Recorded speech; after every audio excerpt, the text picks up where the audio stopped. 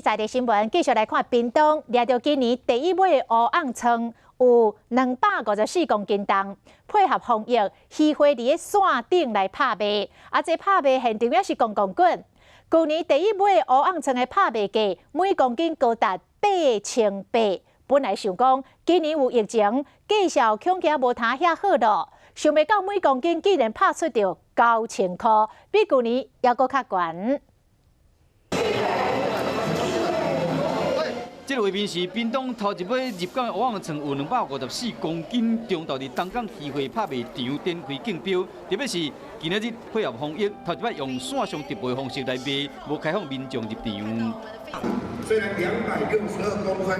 那长度呢不长，但很肥，而且这条鱼呢很新鲜。 今年拍卖头一尾乌昂葱是由行船超过40年的东港籍的老渔船张天兴所掠到的。去年头一尾乌昂葱拍卖介绍每公斤有8800块，今年受到疫情影响，鱼货本来估计讲升高价可能会剁一半。不过屏东头一尾乌昂葱最后得标的介绍是每公斤9000块，想要到说比去年升高介绍较悬。